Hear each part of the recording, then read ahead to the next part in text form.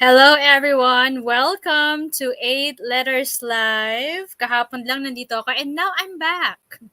Isang araw lang ang pagitan. Okay, but wala naman tayong schedule, ano? I mean, if there's a really wonderful book that needs to be read, needs to be featured, needs to be known by everybody, kahit araw-araw magla-live tayo. Alright, now, for this afternoon, medyo gloomy. I don't know here where I am, it's kind of gloomy. I don't know with where you are, okay? Pero pag gloomy ang skies, ang isa ko naiisip is parang ang lungkot. You know, we always associate gray skies, 'di ba? Mga downcast skies with gloom and melancholia. Okay, bakit ko ba 'to binabanggit? Syempre kasi yung ating featured book for this afternoon has something to do with melancholy. And well, the quirky thing about it is that it's not just a feeling, but it's actually a name, okay?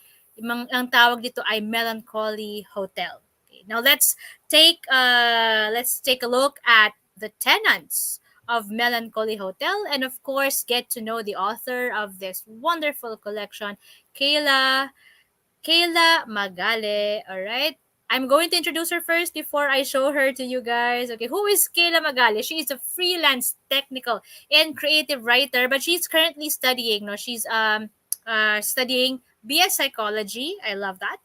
But when it comes to writing, she mostly draws inspiration from ephemera, making up the world surrounding her, memories, song lyrics, conversations, both participated in and overheard, desires, dreams, daydreams, wishes, unfulfilled wishes, the psyche, wow, and quotes of books and literature pieces. Now, look at this. Hindi lang siya basta writer. She was already featured, okay? Two of her poems, Bottle and Tragedy, were previously featured on Silakbo PH. It's an art and mental health independent online publication. And last December 2021, her collage piece has been featured on Novice's special digital issue, The Cut and Paste Revolution. She has also previously produced both digital and handmade poetry zines entitled Your Sadness Still Lingers in 2020 and Raindrop Epitaphs in 2021, which is available in her Shopee page. And you can find her reading or thinking of which color to dye her hair next. Gusto ko yun, ha?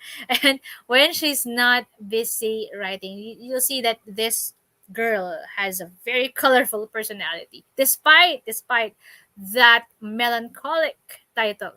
Okay, without further ado, let's welcome Caela Magale. Hello, Caela. Can you hear me? Hello Yeah. po. Hello po. Hi. Good Hello, I'm so afternoon. excited to have a chat with you. Good afternoon as well. Okay, now let's talk about your book, Tenants of Melancholy Hotel. Why the title? What's the story behind your book? Without the unnecessary spoilers. Okay. Pero baka meron tayong backstory dyan. Bakit ito yung tawag natin? So, Tenants of Melancholy Hotel po is essentially a poetry and prose collection. The pieces that are written and featured in here were written in different headspaces and inspired by different people, things, places, and themes. I guess the common denominator of the themes would is the fact that they revolve around uh, love, loss, healing, the desire to try healing but failing to do so, or actually wanting nothing else but to disintegrate. And then from there, I kind of envisioned a place that kindles or parang meant for all these things or for people going through them one way or another. Thus came Tenants of Melancholy Hotel. And then, syempre, yung sa hotel, merong rooms and these rooms, they serve as the sections of the book. That's nice. Kasi, not everybody can think of their work that way. Yung para bang merong physical figurative meaning yung hotel, yung mga ganun, no? And then ikaw ginamit mo siyang structure Yes po. for the book and also as parang thematic framework. Ang galing. Okay, doon pala nakikita na agad yung artistry no ng isang tao no. So let's just say hi to our commenters. Hi Odi and hi. Okay, Facebook user, di ko siya makita but nanonood mula sa Pasig. Can you write your name, darling? Okay. Say hi. Hello Please po. please share this live stream and you can use the hashtags Tenants of Melancholy Hotel and hashtag 8 letters books. Okay, nandun naman tayo sa tema. Okay, lagi ka bang ganito ang theme mo pag nagsusulat ka? Or was there a, that's the first question, is do you always write about melancholia? And number two is, was there a particular experience that prompted you to write about Melancholy Hotel? Um, Most of the time, yes. I mostly draw on melancholy and the different phases that it has. But it's not necessarily limited to romantic heartbreak. There are also themes that I like to write about, such as sadness and but also happier ones and about lighter emotions. For inspiration,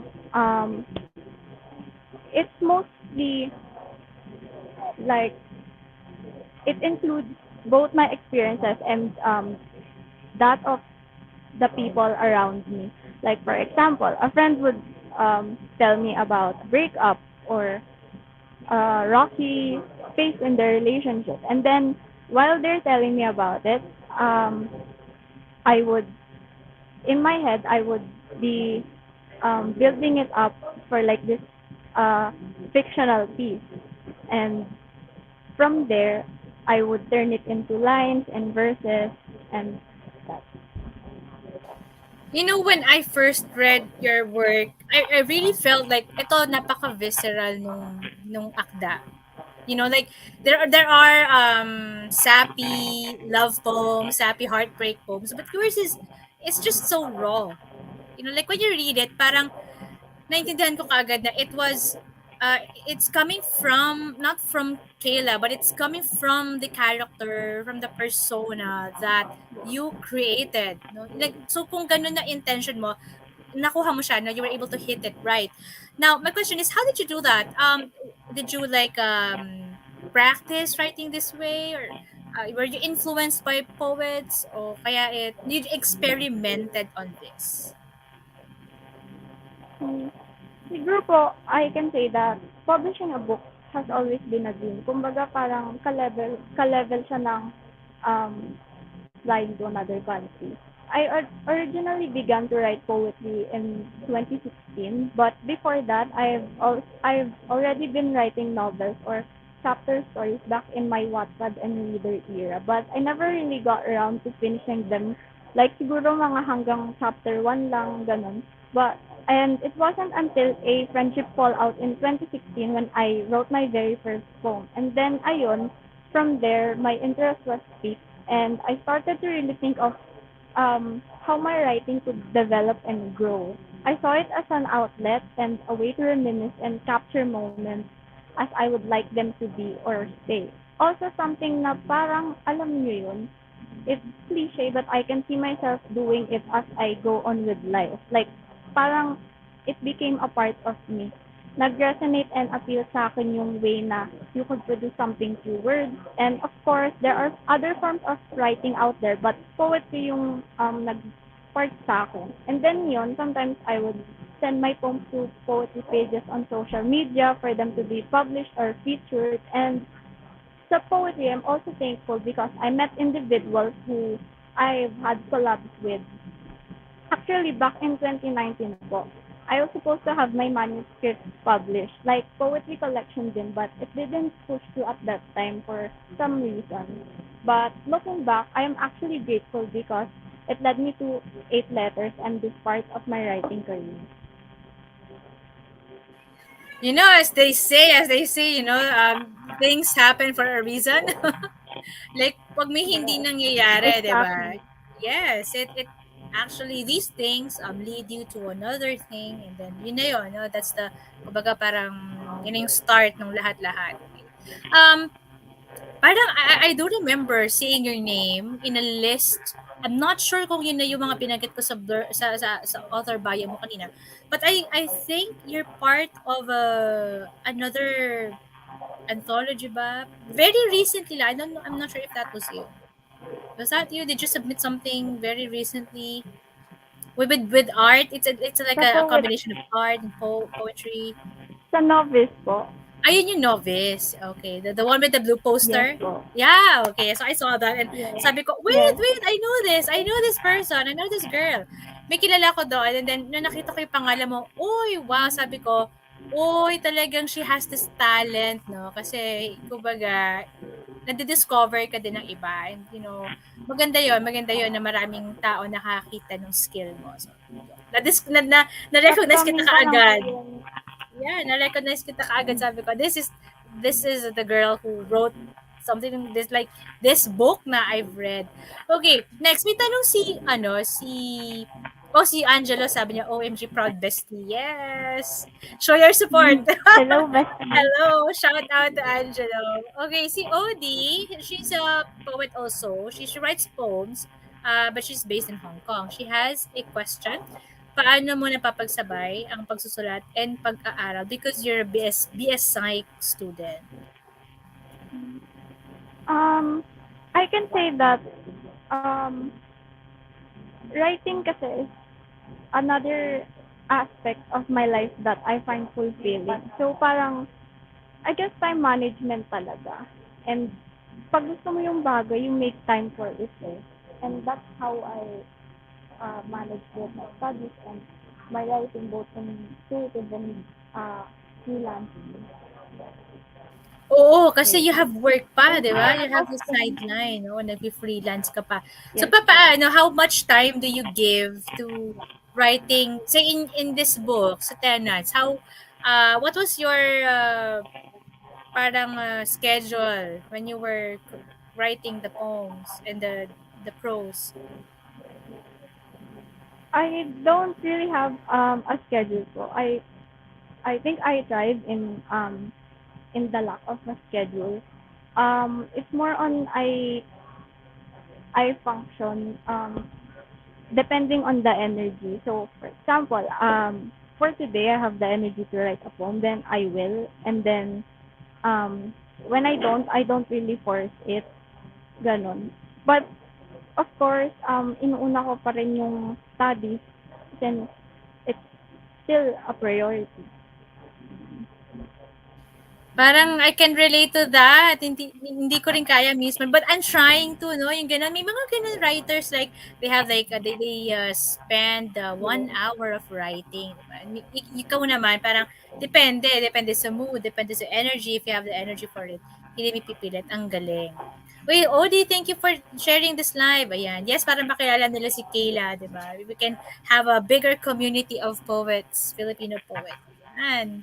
Kailan makikilala ka na sa Hong Kong? Your work will reach Hong Kong. It's gonna go places. Wow. Okay, Thank next you question po. naman. Ano yung kasi ang kasunod dito is the reading part na, no? What was the easiest poem to write or easiest entry to write in Tenants, and what was the most difficult and why? I think the easiest would be this piece entitled Romeo and Juliet, because at that time I was really envisioning like um a retelling of Romeo and Juliet, and then the hardest, but not really the hardest, it's mostly just the one that I like the least, I guess. It would be this one called Part of Me, because of the length, like I didn't realize na ang haba pala nung nasulat ko. And it's parang masyado na siyang mahaba for the point that I was trying to get across.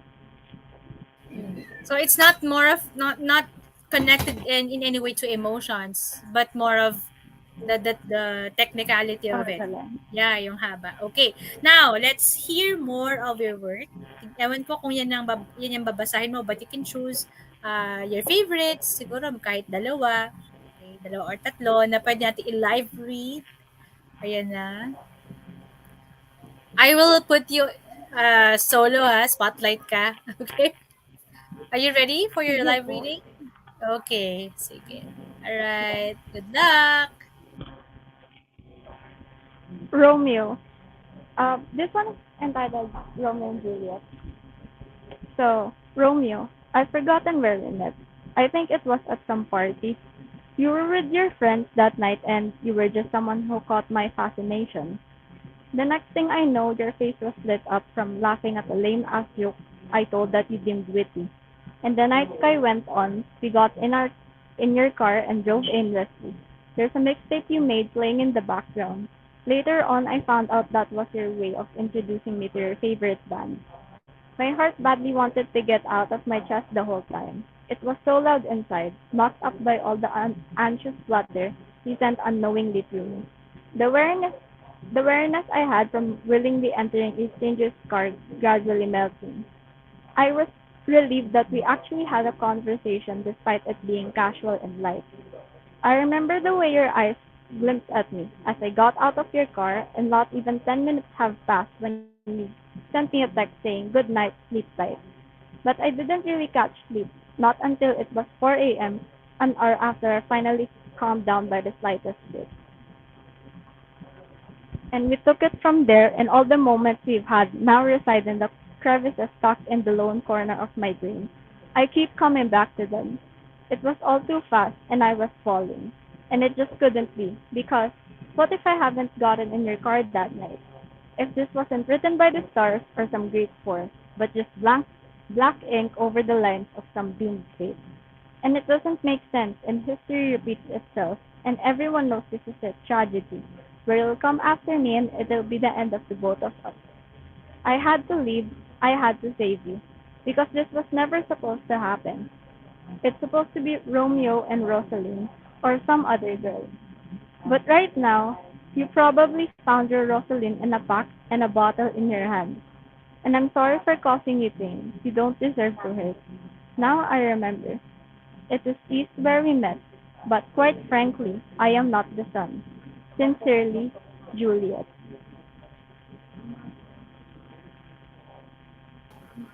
Wow! Mahirap pa magsulat ng retelling kasi I've read retellings, say novels, ganyan, no? And uh, one of the things that make it um easy, okay, because there's already a template for it, right?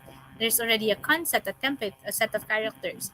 Now, one of the things naman that makes it a little challenging or a struggle to write is because sometimes you can't do away with the original. Okay, how was the experience like for you? I can say that it was somewhere in the middle. Since, ayun nga, like you've mentioned po, uh, meron ng characters. But at the same time, um, uh, it's ano din, it's like you can't escape yung regular na, ay yung original na plot.